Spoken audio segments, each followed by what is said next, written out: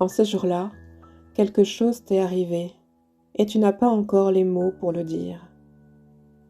Ce n'était pas spectaculaire. Personne n'aurait su dire en te regardant qu'il s'était passé quelque chose dans ta vie. Tu as essayé de continuer comme avant, de répondre à tes mails, de cocher les tâches une à une, de tenir ton rôle au travail, de rester dans ce qui est visible et attendu. Mais au fond de toi, une lumière a commencé à briller dans les ténèbres qui ne te laissent plus tranquille. La présence de Dieu t'a visité, là. Depuis, tu ressens que quelque chose te regarde, te connaît, t'appelle par ton nom sans savoir pourquoi. Au plus profond de toi, tu sais que tu es choisi pour porter quelque chose qui te dépasse, une vision, une mission, comme jamais tu n'as pu imaginer. Aujourd'hui, la présence de Dieu te demande simplement de consentir. Marie a vécu cela. Dans une pièce ordinaire, dans le rythme simple d'un jour qui n'annonçait rien d'exceptionnel, l'ange est entré sans bruit dans sa vie.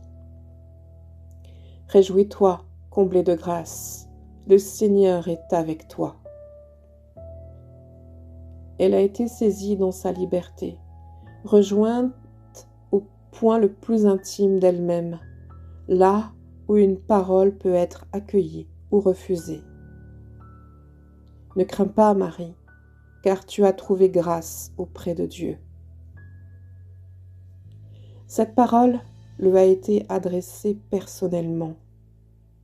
C'est une annonce qui l'a concernée, elle, dans sa vie concrète, dans son corps, dans son avenir.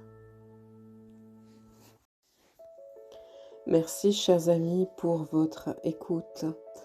Car le but de cette méditation, comme des 21 lettres de feu que j'écris pour vous et qui font partie du programme que j'appelle Marche avec Marie, c'est bien pour réveiller, ranimer votre appel et surtout que vous puissiez aussi recevoir des révélations du Saint-Esprit, avoir une plus grande clarté et connaître finalement votre mission de destinée.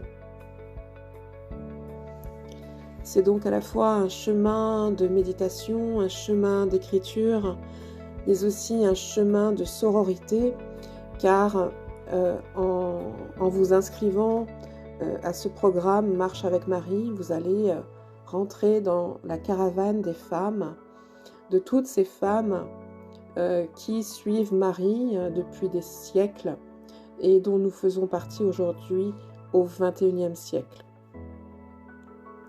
Je vous propose vraiment de marcher avec Marie, de raisonner à son histoire, à sa traversée, du moment où elle a reçu la visite de l'ange Gabriel durant la scène de l'Annonciation, jusqu'à son départ dans les montagnes de Judée, et puis qui va la mener jusqu'à la maison d'Élisabeth, où elles vont vivre toutes les deux cette scène de la visitation, et puis où Marie va proclamer son Magnificat.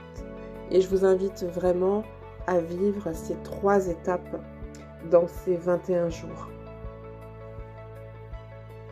Alors mes sœurs, bienvenue dans la caravane et je vous dis à très bientôt.